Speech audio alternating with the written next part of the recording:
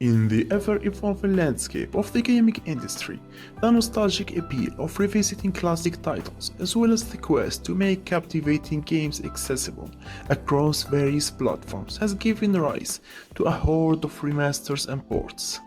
These endeavors are celebrated for their potential to breathe new life into beloved games, providing both veteran players and newcomers alike with an opportunity to re-experience timeless classics, as well as allow them to play on their platform of choice.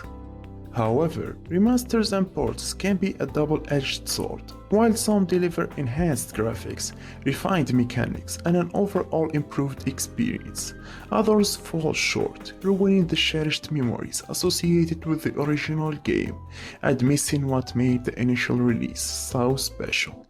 Greetings everyone and welcome once again. Today's video is going to cover this Iceberg chart that's all about bad video game ports and remasters. This is the creator, shout out to him. I've already covered one of his charts before and I thought I should give this one a shot too. So we're gonna start with some relatively average and unremarkable ports, but as we dive deeper and deeper, the more unplayable these releases are going to get. I think it's high time we started, so let's begin.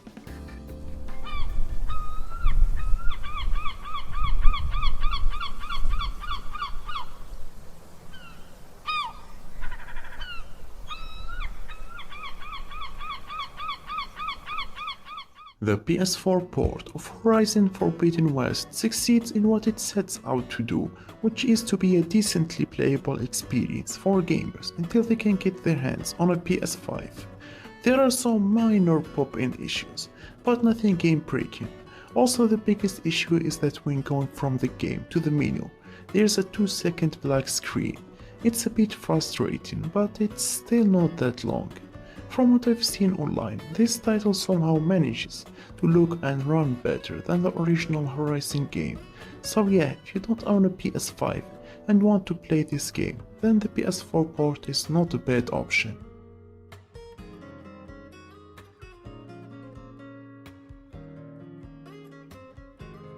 Out of all the versions available, the PS2 version might be the worst way to experience Psychonauts, with it struggling from a lot of issues, such as long loading times, awkward control scheme, and some visual bugs related to shadows.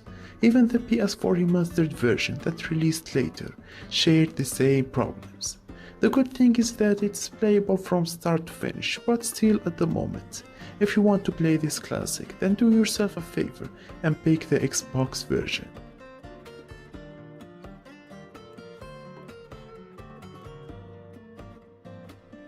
Red Dead Redemption's latest port must be one of the most baffling Rockstar releases I've ever seen. It claims to be a modern re-release, yet it was available on the PS4 and the Switch, two platforms that are considered outdated in the eyes of many. It also received no Steam release for some reason. I know that Rockstar doesn't like to port their games to PC, but this is literally a 14-year-old game, so they have no excuse. Additionally, the marketing for it tries to present it as the definitive version, even though a major component is missing, which is the multiplayer, and to add insult to injury, this shit costs $50. While it's not the worst way to experience this masterpiece, and the new additions like higher resolutions and 60 FPS were appreciated, in the grand scheme of things, this port feels like just a scam.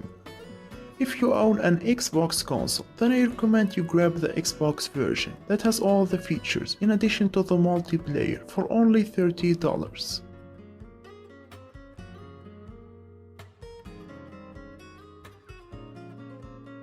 Street Fighter vs. Tekken's Xbox 360 port is often viewed as the worst version to play due to some obvious reasons, like how the PS3 has 5 more exclusive characters, such as the protagonist from the infamous series and Pac-Man, but also because for some reason you can't play local co-op on the Xbox 360 version if you're connected to the net. So, after receiving a lot of backlash, the CEO for Capcom responded and justified the lack of co-op by saying that it's impossible due to the architecture of the Xbox 360. However, many gamers quickly pointed out that this explanation makes no sense because Mortal Kombat 9, Gears of War, Halo and Call of Duty and many other games worked flawlessly with or without being connected to the net. And after some time, Capcom announced that a fix will arrive, but it never really came. Now, if you ask me, I feel like PlayStation just paid them, so they can make that version worse. Call it a hunch.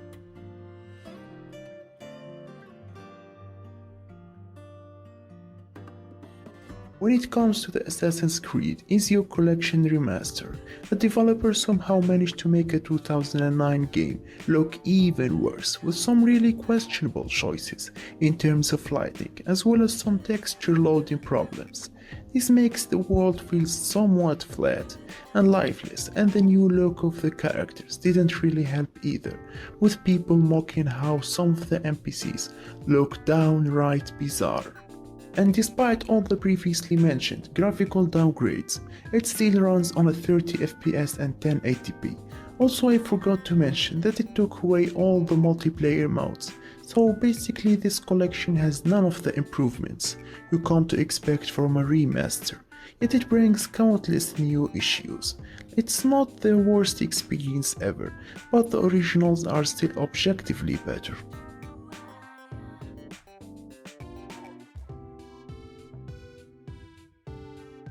Mega Man 64 is a port of Mega Man Legends. It's definitely not the best way to play this game as it contains highly compressed voices, muddy textures, decreased draw distance, and slowdowns that can even affect text boxes, to name a few issues, though it does have analog stick support. While you can get enjoyment out of this version, an overall better experience can be had on the PS1 version.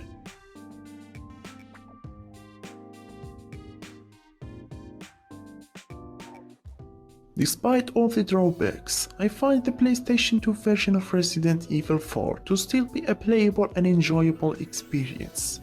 In order to make the previously GameCube exclusive playable on the PS2, Capcom had to reduce the polygon count of many character models, alongside having to cut out many post-processing effects, such as fog or light rays.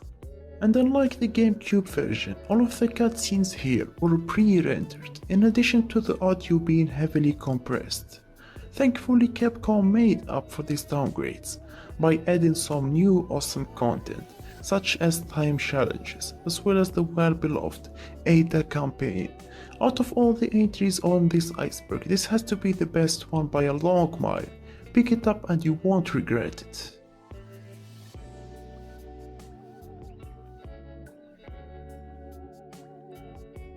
This has to be one of the laziest remasters I've ever seen in a while. It appears that Konami just took the Metal Gear Solid HD collection from the Xbox 360 and added a shitty DVD menu and some modern prompts, then called it a day. After doing some serious digging online, I found that they added little to no technical changes.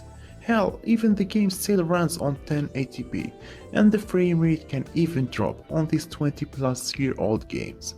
So, to summarize, Master Collection is just a lazy cash grab, but at least the release of this volume implies that we might eventually get a Metal Gear Solid 4 remastered, but honestly I'm not holding my breath for it.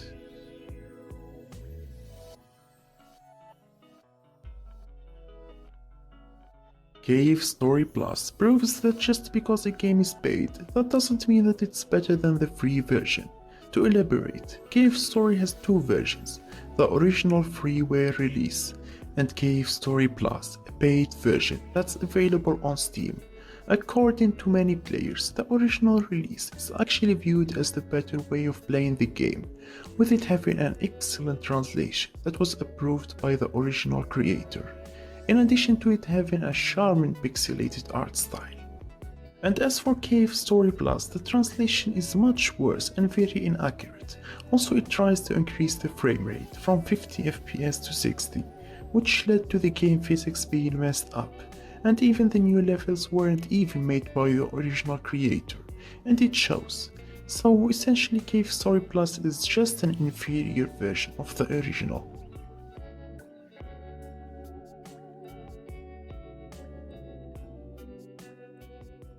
Nobody thought that The Witcher 3 Wild Hunt could ever run on a Nintendo Switch, but CD Projekt Red made this fantasy a reality at the cost of some downgrades, like reducing the draw distance, compressing the texture quality, and making the lighting worse.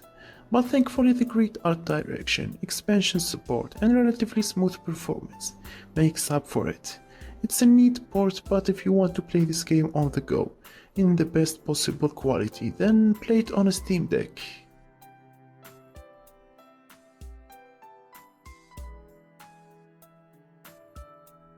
Star Wars Jedi Survivor's PC port was called the worst AAA PC port of 2023 by Digital Foundry, and it genuinely deserves the title. This game requires you to own a NASA supercomputer just so the game could launch, and even at that it suffers from constant stuttering and the CPU load not making any sense. In fact, even if you drop the settings all the way down to low settings, it will still have some cache stutters. And to add insult to injury, despite all the promises from the developer Respawn Entertainment, it never received any fixes. Looking at the Steam player count, it appears to have a decent 65,000 player count, which means that it didn't really bother a lot of people, but still, if you want a stable experience, then go for the console versions.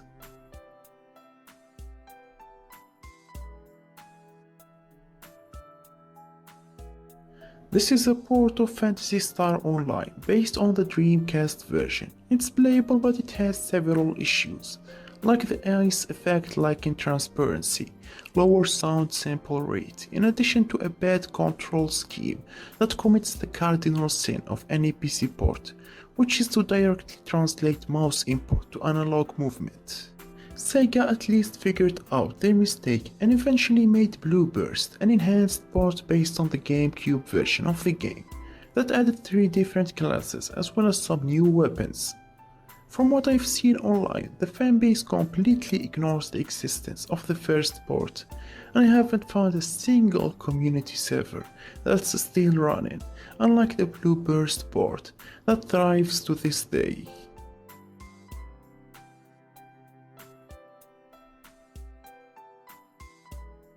Despite being the most powerful console during that era, the Crash Bandicoot Wrath of Cortex GameCube port somehow looks and runs worse by a wide margin in comparison to all of the other versions. Firstly, let's address the elephant in the room, being the 15 frame rate that can even dip and turn your experience into a PowerPoint presentation, as well as some of the lighting that has either been downgraded, like the reflection of the spheres in the hub, or completely removed, like the snow particles effects that are gone. If I had to compliment it, then the GameCube version looks sharper and it comes with a unique minigame. To be fair, if you look at this port, I wouldn't blame you for thinking that Crash is still holding a grudge toward his old rival.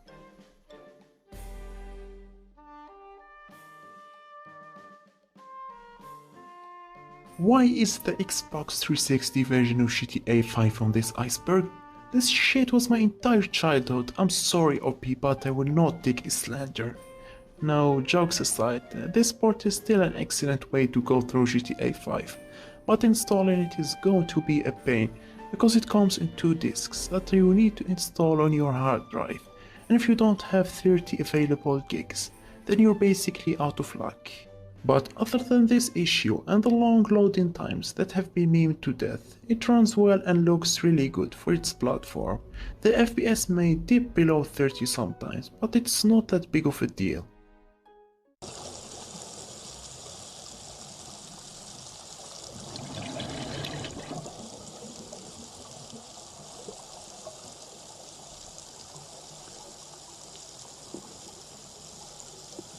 The first thing you will notice when you pick up the PS2 port of Max Payne 1 is that it comes with a long list of issues The first and most obvious one is that it looks horrendous with the downgraded textures and resolution in addition to the brightness that's very low, which affects visibility and will cause you a lot of unfair deaths.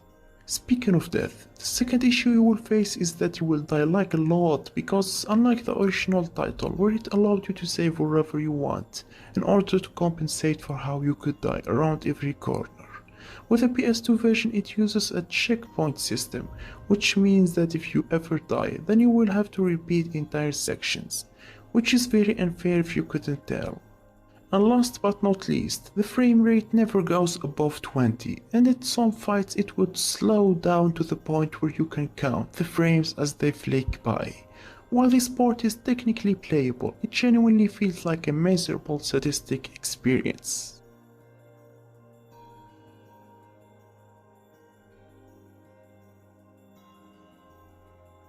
It is a miracle that the SNES can even handle Street Fighter Alpha 2 at all, but honestly the port looks like it was left in the microwave for 24 hours.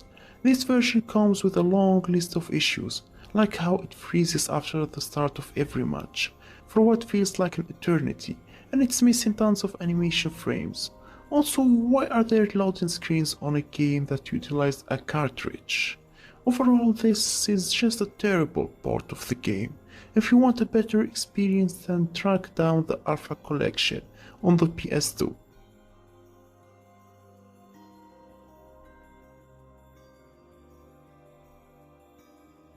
Do you want to play Virtua Fighter 2, but a Sega Saturn is too expensive for you and you only have a Genesis? Then don't worry, because this version is right for you. 3 years after the original release of Virtua Fighter 2, this port for the Genesis came that took the popular 3D fighter and converted it into a decent 2D game. This transition, however, wasn't so smooth because the game suffered from some issues, like how the 2D sprites clash with the semi-3D environments, and how many mechanics are absent, like side steps and rolls. It's definitely a playable experience, but without the 3D features, this game just feels like yet another generic 2D fighter. At least the 32X version of Virtua Fighter did a better job at rendering 3D models for the fighters, and it looks on par with the arcade version.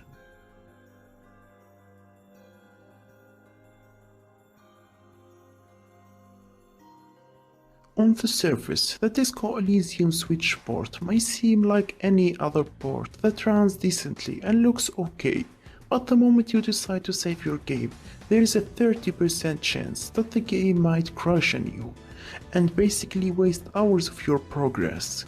Obviously this bug made countless people mad, and they demanded it to be patched. 6 months later, a patch would come that fixes this issue, but instead it brought another completely different bug, where the game may crash when you're quickly advancing through text boxes, or when you enter a new area.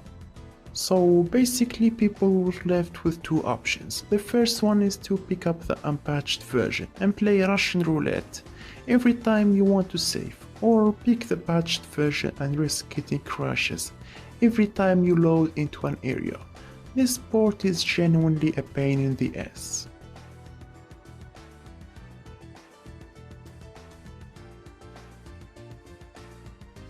Most people don't know that Persona 3 FES is actually a re-release and not the original version. The first release of Persona 3 featured the base game and nothing else. It made a lot of questionable decisions, like how you can't max out all social links in one playthrough, and how the party member Aegis doesn't even have a social link. But years later, Persona 3 FES and Persona 3 Portable would come and make this version completely irrelevant. If you're a fan of any Atlas games, then you know that this situation is actually very common with their titles, where they release an updated version only a year or two later that makes the first version obsolete, with some exceptions like SMT Strange Journey.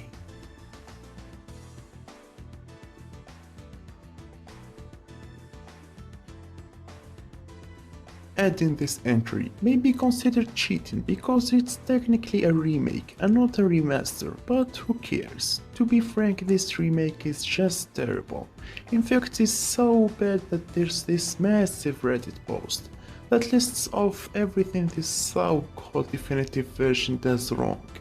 I will not talk about them all, but I'll mention the most obvious ones. Firstly, the game released with next to no content and lacked basic features like leaderboards. Secondly, Blizzard used false advertising and tried to present this game as a totally new remake of the experience, with new cinematics, voice acting and high quality animations, which turned out to be completely false.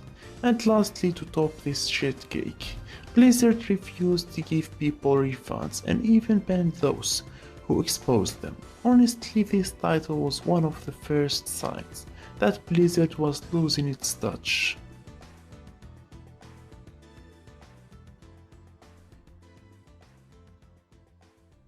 Resident Evil Deadly Silence feels less like a port of the original Resident Evil game and more like a flawed tech demo that showcases the power of the DS and features some impressive visuals, but the experience just feels awkward due to some weird control schemes where you need to blow into the mic if you want to do a CPR, and using the knife from the first person perspective being a little wonky.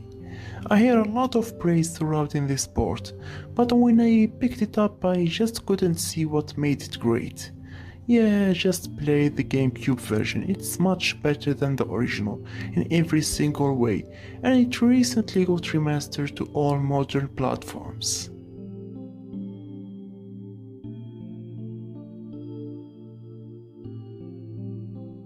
If you think the PS3 port of Half-Life 2 was bad, then this one takes it to a whole new level. I mean, it's impressive that Valve managed to get Half-Life 2 to run on the original Xbox, but if you're looking to actually enjoy the game, then it's the worst of all your options, with poor frame rates that hover around 20 FPS, as well as downgraded graphics and physics. Unlike all the other versions that run on the 2007 Source engine, the Xbox port appears to be running on the much inferior 2004 build, which explains all the downgrades.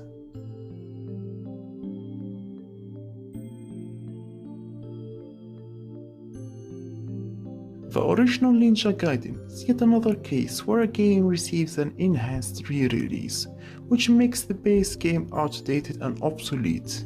The enhanced version called Ninja Gaiden Black brought new additions and expanded the base game in many ways, like adding new weapons, extra unlockable costumes, a revamped ultimate technique system, difficulties, no change in the enemy layouts, totally new enemies, etc. From my research, the original release is only really interesting for veteran players that want to see how the series changed over the years.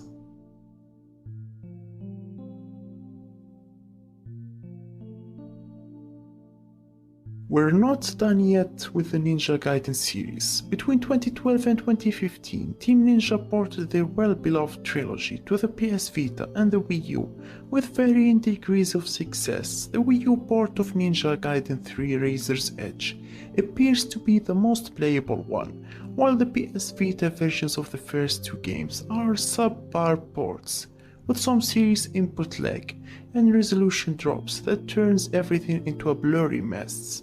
If you want to play this series on the go, then your best option is the Switch or the Steam Deck.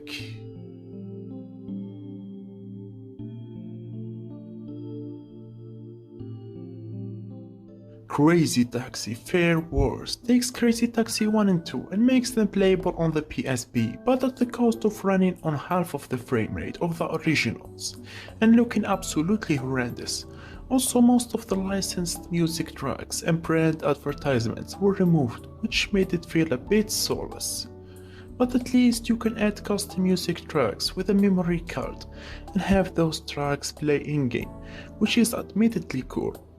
If I remember correctly, I think the GameCube port has exactly the same content as this version, but it runs much better and the licensed stuff is still there.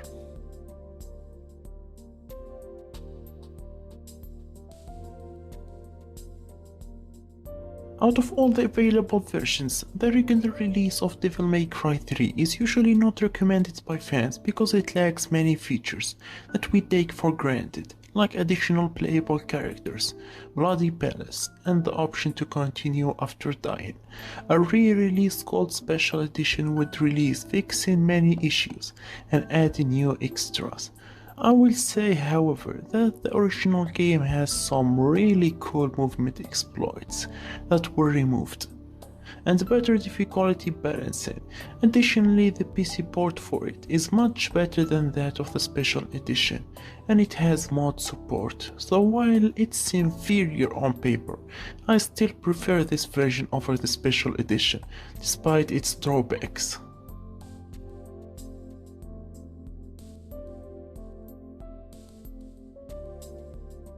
There appears to be an unofficial Sonic the Hedgehog iPod port that's circulating around, and from what I've seen online, it's just unplayable. I mean, it looks and runs fine, but with the controls on the iPod, especially older models with physical buttons or limited touch screens, it quickly becomes impossible to make those precise jumps or to traverse the levels efficiently.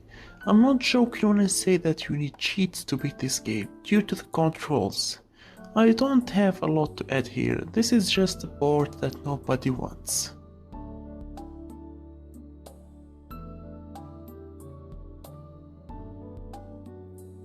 I bet most of you guys already know about the disastrous remaster of the PS2 GTA trilogy games that unironically calls itself the Definitive Edition. It's gonna take more than an hour to list off everything this remaster does wrong, so I'll stick to the biggest issues. The first and the most obvious problem is the god-awful character models that became the laughingstock of the internet for some time. Secondly, the lighting looks out of place at best and absolutely horrendous at worst. And last but not least, the mountain of bugs that can even softlock you. I was initially going to add this entry in the third tier, but the developer Groove Street has been actively trying to fix the game, and nowadays it looks fine. I kind of feel bad for them because Rockstar gave them an incomplete source code and told them to basically recreate 3 entire games in just 6 months.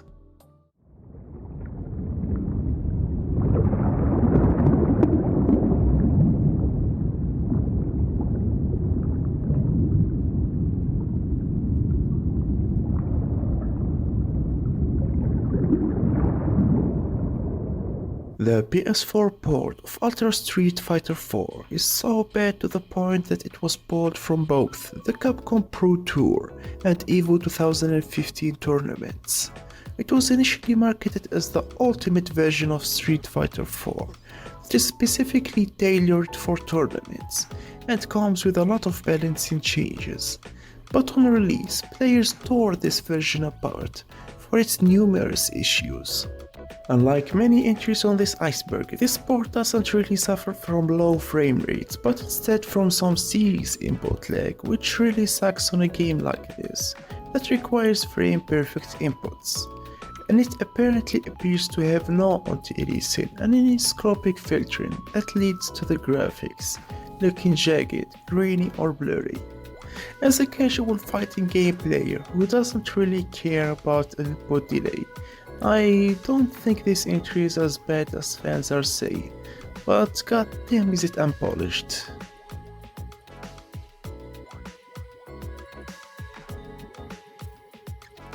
The Sega Genesis 32X version has to be one of the worst ways to play Doom by a long mile. Even people back in the 90s with their limited knowledge in tech were capable of pointing out how this version looks way worse than its PC counterpart, and the FPS that literally hovers around 5. Also, the obnoxious new music tracks didn't really help either. Years later, the developers of this port came out and admitted that it was rushed just so they could capitalize on the success of Doom. I can confidently say that this is a bad port, but trust me, it's nowhere near as bad as the 3DO port that I kept to the bottom of this iceberg.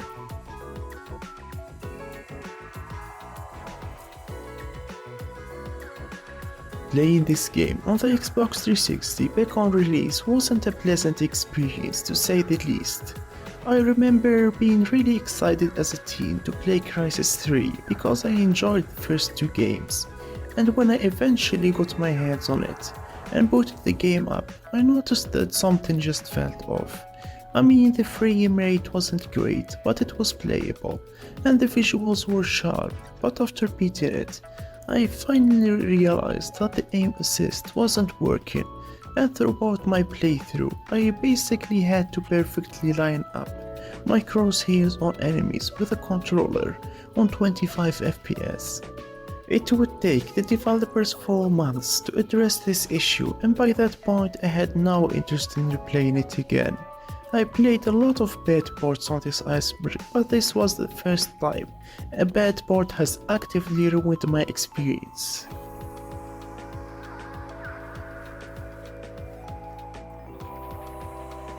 You know you failed in remastering a game when people actively avoid your version like it's the plague.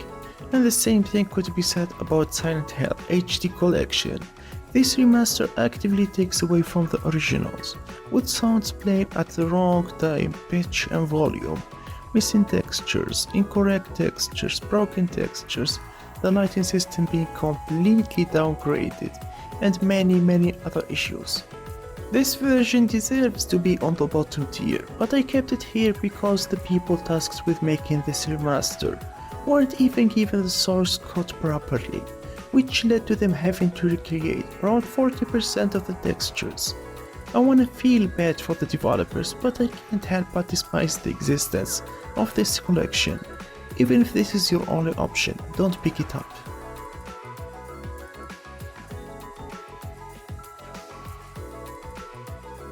It doesn't take a genius to figure out that Wolfenstein 3D is not meant to be played on an SNES, but id Software still tried to port it, and failed miserably. I mean, it's kind of neat from the perspective of how they managed to make a 3D game run on a mostly 2D console, but still, it's kind of more interesting from the technical perspective, versus being something that you would actually want to play. Unlike the original release, this port only comes with 30 levels and half the bosses, and it was notorious for its censorship, where it changed most of the imagery in order to be allowed on a Nintendo platform. Do yourself a favor and avoid this version.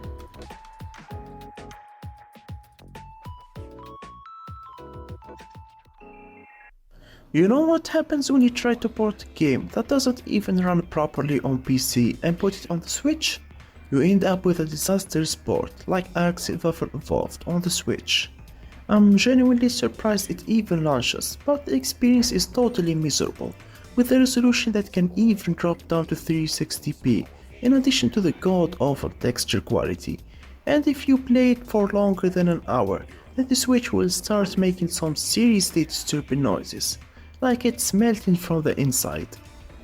Also, patches and updates are non-existent because the people who made this port had fallen off with the original developers, and now they have no access to the game and can't update it anymore.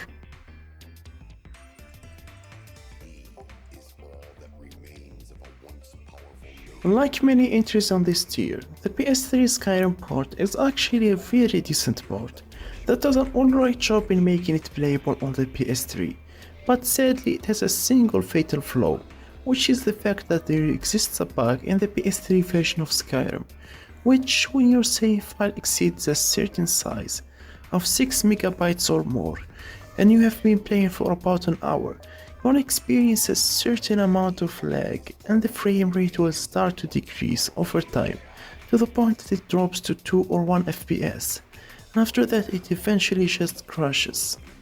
This issue happens because the PS3's memory isn't clearing its cache as often as it should, which leads to the lag, To counter this issue, players found that turning off autosave will make it harder to reach the 6 MB limit. But if you pass the 400 manual saves threshold, that bug will return.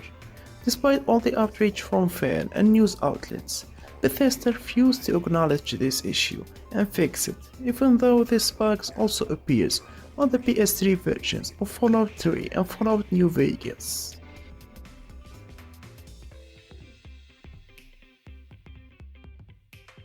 Somebody should have told the people behind the PS3 port of Bayonetta that 20 FPS isn't enough for a fast-paced action game, because the frame rate for it rarely goes above 30.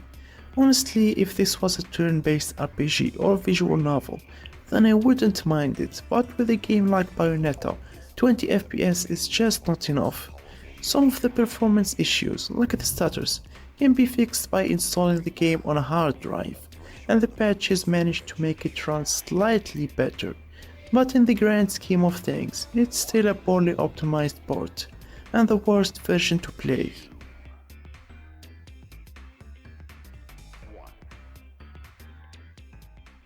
While many Saturn owners got a near-perfect port of the arcade smash hit X-Men vs Street Fighter, PlayStation owners were left out in the cold with this shoddy, choppy and clippy game that probably should not have made its way to the PlayStation at all. Graphically, the game is very choppy, the frame rate is often a mess in many stages, and slowdowns occur regularly. Many animation frames were also removed. Audio-wise, the game is often horrendous. When the game starts to slow down, and this happens very often, the music sometimes skips, and at times completely stops playing during the match. This game is probably one of the worst efforts made by Capcom to translate a game from the arcade to a console, avoided at all costs.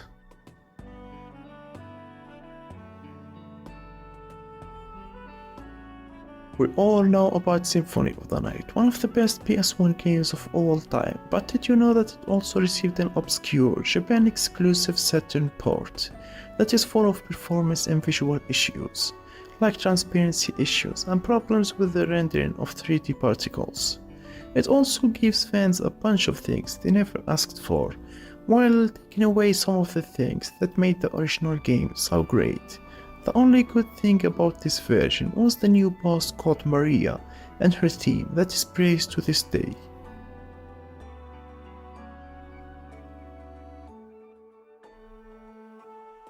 With this PS Vita port, you can finally play all 3 Jak and Daxter games on the go, but just with half of the frame rate. At least the first game was the best performing one by a long way, pretty solid frame rate throughout, while the second one was overall the worst performing one, and the touch controls made for a truly horrific experience. Lastly, the third game performed fractionally better than 2, but when it dipped hard. I'm talking down to 5 FPS at times, though the battles had way more enemies at times, so it was expected. Like I said before, the Steam Deck is always your best option.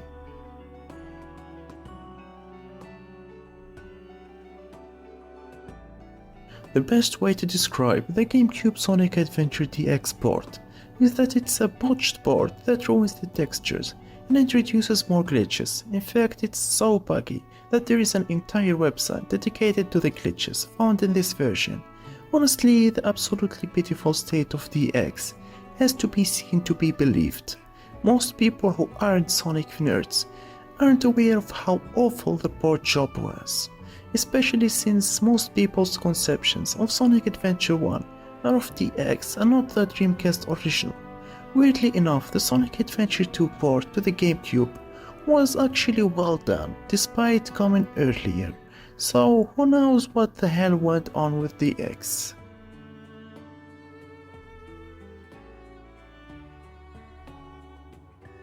Bloodstained Ritual of the Night Switch port proves that even 2D games can still run terribly.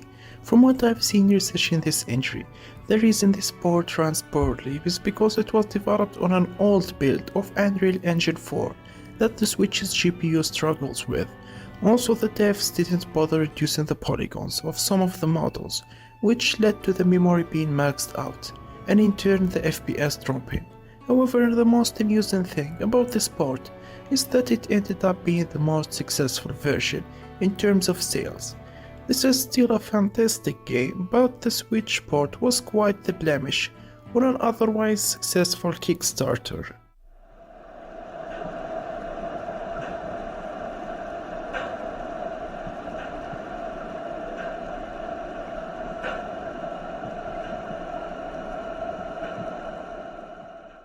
Finally, all of the Resident Evil remake games you know and love are playable on the Switch, if you like having them cloud streamed that is. I know that it's impossible for the Switch to run intensive games like these, and even if they tried to make it run natively, then it would have ended up as a disaster. But that doesn't make the cloud version any better, because they suffer from some serious input delays and heavy artifacting that will make you feel like you're watching a 480p YouTube video. If there is one thing I learned from seeing Google Stadia flop, then it's that cloud gaming is not welcomed by anyone.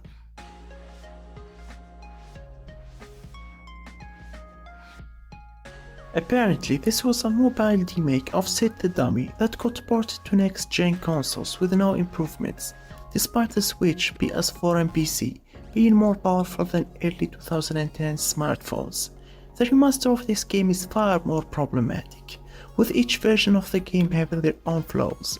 The Nintendo Switch version has a massive input lag problem, the PC version cannot be controlled with a keyboard, and the PS4 version does not suspend the game when you press the home button or put the console on sleep mode. And to add insult to injury, this game demands you to pay $30 just so you can play it. I checked the Steam page on a whim and it literally has 2 positive reviews, and I'm pretty sure they were both written by children. What a sad way for this franchise to die.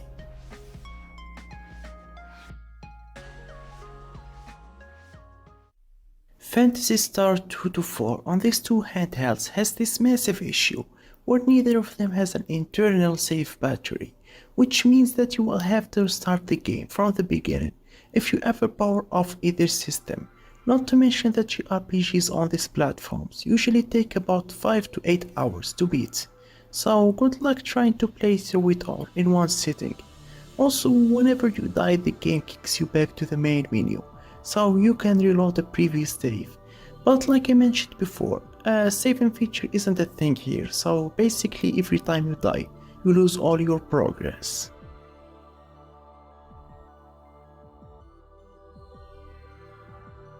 I feel really bad for the kids who picked the Atari 2600 version of Pac-Man, hoping to enjoy the popular arcade game in the comfort of their house, only to be disappointed with a version that didn't just look bad, but also sounded and played like a cheap off-brand version of the original as well.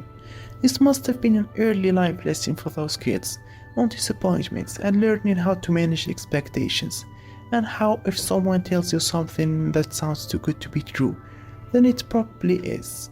Nowadays people look back at this version with fondness, and while they acknowledge its countless drawbacks, they still admire how it was made and the memories behind it.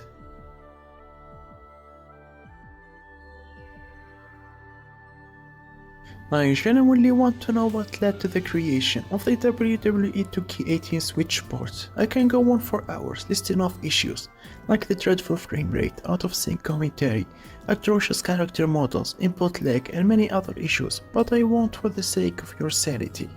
The biggest red flag before the release of this port was how it kept getting delayed and delayed without any communication from the developer, and suddenly it popped up on the store with no advertising or anything of that sort. It's a well-known fact that if a product does not follow typical release procedures and protocols, then there's a very big chance that there's something wrong with it. And 2K18 was no stranger to this rule. I actually bought this port for my 9-year-old niece years ago, and even he noticed how it lacked any polish. Honestly, this port was doomed to fail right from the start, because even the console versions were unfinished and rushed, but nowhere near as bad as this.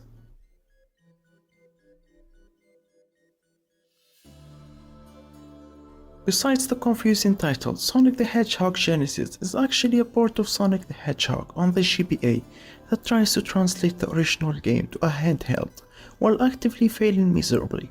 The camera is so zoomed in that you can't see anything ahead of you, which means that you could barely maintain your momentum for 5 seconds without smashing into an obstacle that you didn't even see. Also, the spin dash that is added completely breaks the games and allows you to jump across half the map if you time it right. And last but not least, the new rearranged music tracks sound like somebody is pouring acid into your ears.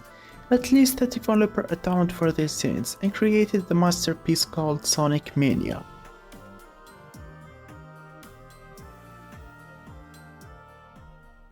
Back in the late 2000s and early 2010s, the notion of playing Resident Evil 4 on your smartphone seemed too good to be true. Well, it was true, and it ran at a crushingly low frame rate, with crappy resolutions and delayed controls. This version would go on to get an even worse port on the Zeebo console that makes the hideous mobile version look somehow amazing in comparison. In fact, it's so compressed to the point that the game file is around 7 megabytes. If you want to play RE4 on the go today, play the Nintendo Switch version, or if your phone is powerful enough, emulate the game via Dolphin.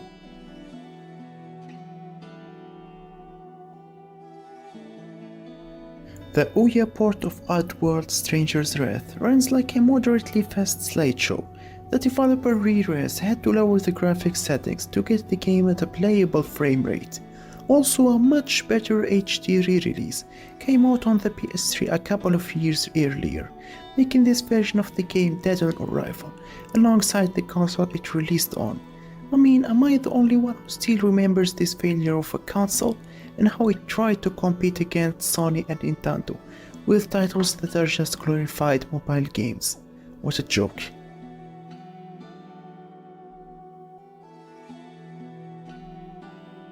It literally took 9 weeks and a single person for the 3DO port of Doom to be made, and it shows. As I've alluded before in the Doom 32X entry, the existence of this port is genuinely a human rights violation. Many fans consider this to be the worst console port of Doom, since it runs in a small screen at a crushingly low frame rate, and you basically have to shove your face into the screen because you could barely see anything. Also, all the enemies are brain dead and idly walk around while rarely attacking you. I always try to look for a silver lining when it comes to these terrible ports, but I genuinely found nothing redeeming about this version. Around 2014, the source code for this port would be released, and it shows how it could have been much better if it was given enough time.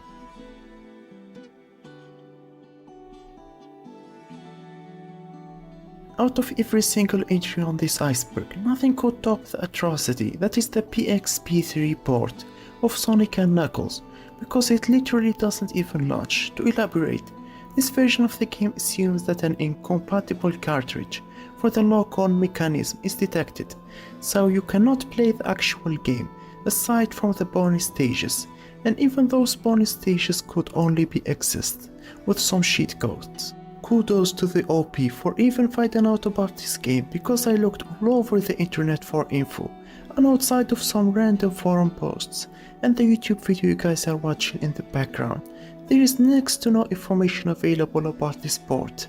I'm 100% sure that the developers behind this version must have gone out of their way to sabotage themselves, because it's impossible to mess things up this bad. Well, that was the iceberg. Researching for this video must have taken me ages, especially with some of the entries on the bottom. Thankfully, the notes left by the original creator were greatly appreciated, and they always steered me in the right direction. I hope you guys enjoyed this video. I know it's a lot to ask, but liking and subscribing goes a long way in growing this channel. This won't be the last iceberg video I will make, and many will come in the future. The next iceberg I will cover will probably be about the No More Heroes series, so I hope you guys are excited for that. I wish each one of you guys has a wonderful day. Take care everyone.